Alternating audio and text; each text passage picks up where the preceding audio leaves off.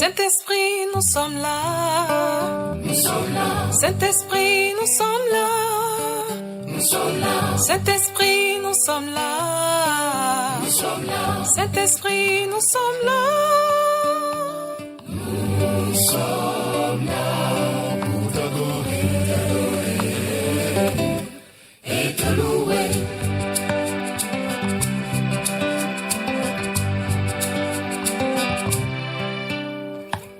Holy Spirit, we are here. We are here. Holy Spirit, we are here. We are here. Holy Spirit, we are here. We are here. Holy Spirit, we are here.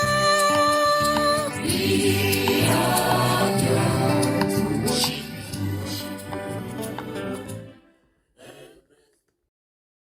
Bien-aimés de Dieu, la grâce et la paix vous sont données de la part de Dieu qui est, qui était et qui vient, et de Jésus-Christ, le témoin fidèle, le ressuscité. Amen.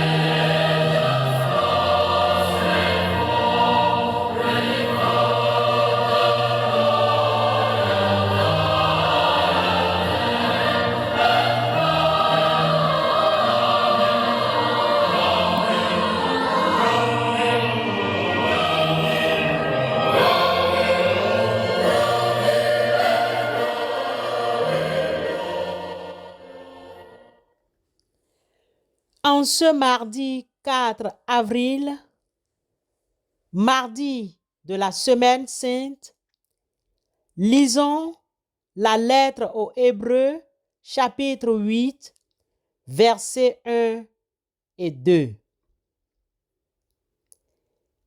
Hébreux, chapitre 8, versets 1 et 2. Le point capital de ce qui vient d'être dit, c'est que nous avons un tel sacrificateur qui s'est assis à la droite du trône de la majesté divine dans les cieux comme ministre du sanctuaire et du véritable tabernacle qui a été dressé par le Seigneur et non par un homme. Bien-aimés, il est question du sanctuaire dans ces deux versets de l'Épître aux Hébreux, chapitre 8, versets 1 et 2 que nous venons de lire. Le point capital de ce qui vient d'être lu est que nous avons un tel souverain sacrificateur qui est assis à la droite du trône de la majesté divine dans les cieux comme ministre du sanctuaire et du véritable tabernacle qui a été dressé par le Seigneur et non par un homme. C'est quoi ou qu'est-ce qu'un sanctuaire? Comment pouvons-nous contextualiser le concept de sanctuaire? Dans le langage courant, nous attachons au mot sanctuaire la notion d'un bâtiment ou un lieu spécialement consacré à une divinité. Ainsi, quand on parle des sanctuaires d'Israël, il faut prendre le mot dans un sens plus étendu.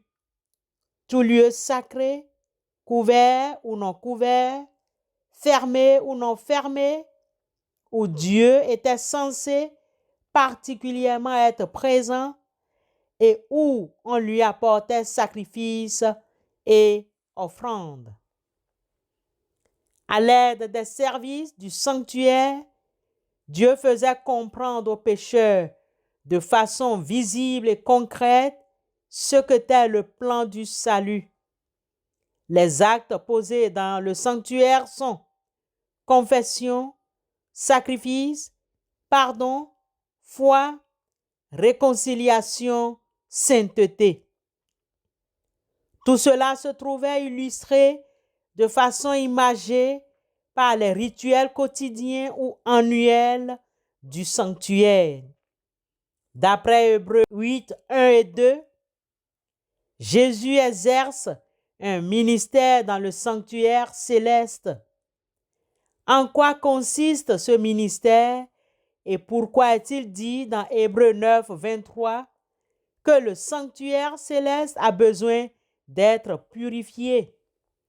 Dans l'Ancien Testament, le pécheur était pardonné par la foi dans le sang expiatoire de la descendance promise. Genèse 3, 15. Le pardon était préfiguré par les agneaux sacrifiés lors des rituels du sanctuaire. Tout comme il y avait à la fin de l'année, dans le service terrestre, un jour des expiations ou jour de jugement, un jour où le sanctuaire était purifié. Il y aura aussi dans le sanctuaire céleste une période de jugement avant le retour du Christ. L'instruction de ce jugement révélera à l'univers que ceux qui auront confessé le Christ sont ses véritables disciples. C'est comme si Dieu ouvrait les registres du ciel pour que tout l'univers constate que, dans chaque cas, sa décision est juste et équitable. En ce sens, ce jugement démontrera que Dieu fait preuve de justice en sauvant ceux qui auront cru en Jésus. Romains 3, 4. Dans le livre de Lévitique 16, l'élément clé qui apparaît sans cesse est le sang, ce qui paraît logique parce qu'il s'agit du jour des expiations et que seul le sang permet l'expiation. Et qu'est-ce que l'expiation, sinon l'œuvre salvatrice de Dieu? Dieu a résolu le problème du péché et de la relation entre l'humain et son Créateur par le processus de l'expiation du péché. Le terme expiation, dans ce contexte, désigne l'ensemble de ce que Dieu exige pour délivrer les hommes et les femmes de leurs péchés. Dieu a jugé le péché. Son verdict est la mort. Romains 6, 23a, Genèse 2, 17. Dans l'Ancien Testament, pour accomplir l'expiation, il fallait un autel sur lequel une victime était offerte. Lévitique 4. Le Nouveau Testament présente la croix du Calvaire sur laquelle Jésus est offert volontairement comme agneau de Dieu. Hébreux 9, 13 et 14, 1 Pierre 1, 19, Jean 1, 29, Jean 1, 36, Jean 10, 17 et 18. Jésus-Christ a parfaitement accompli l'expiation. Sa mort sur la croix en est le point culminant. Hébreux 10, 10, Marc 10, 45, Jean 12, 23 à 27, Jean 19, 30. C'est pourquoi, bien-aimés, l'expiation de nos péchés par le Christ est une bonne nouvelle. Elle est l'œuvre d'un Dieu qui nous sauve parce que nous ne pouvons même pas nous sauver. Il est vital de comprendre que, de même que le grand prêtre n'entrait jamais sous peine de mort dans le lieu très saint, sans s'être chargé du sang versé, de même non plus, nous ne devons pas entrer en ce lieu sans nous réclamer du sang versé, sinon nous mourrons au lieu de bénéficier de l'expiation accomplie par nous. En conclusion, frères et sœurs, réfléchissons à ce qui suit. Quelle espérance, quel encouragement avons-nous, nous qui vivons à l'époque de l'Antique, du jour de l'expiation? Bonne réflexion et que l'Esprit de Dieu nous guide. Amen.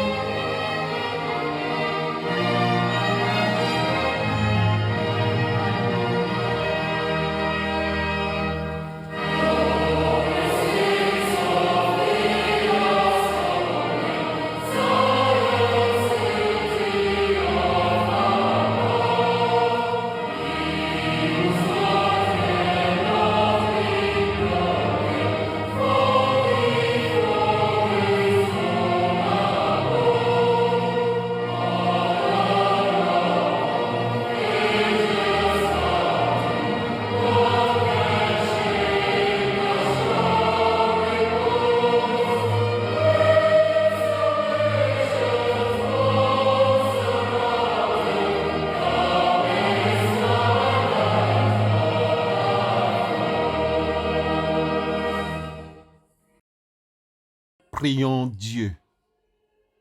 Ô Seigneur notre Dieu, qu'il est grand ton nom par toute la terre jusqu'aux cieux. Ta splendeur est chantée par la bouche des enfants, des tout-petits. Ô Seigneur notre Dieu, qu'il est grand ton nom par toute la terre. Père, toi qui as parlé face à face avec Moïse, toi qui fis crier et pleurer les prophètes, toi qui as fait jaillir les psaumes de ton peuple et murmurer la sagesse des proverbes, toi qui as prononcé ta parole comme une parole humaine dans la vie de ton Fils, par ton Esprit Saint, rends ces paroles que nous venons d'entendre vivantes en cette heure. Qu'elles deviennent pour nous ta parole, afin que nous puissions la comprendre et faire selon elle ta volonté. Merci pour l'expiation de nos péchés. Merci parce que sur la croix, tu nous as pardonné. Merci parce que nous évoluons selon ta volonté. Seigneur, apprends-nous ta parole et permets que nous la comprenions, car nous aimerions avec toi vivre ton royaume, Père éternel. Que tout en nous te rende gloire par l'amour de ton Fils Jésus-Christ. Que ta volonté soit faite sur nous en ce jour et que tout ce que nous allons dire et faire soit fait par ta volonté. Permets que nous rencontrions de bonnes personnes et travaille avec nous pour réussir cette journée, pour la gloire de ton Fils, Christ Jésus. Amen.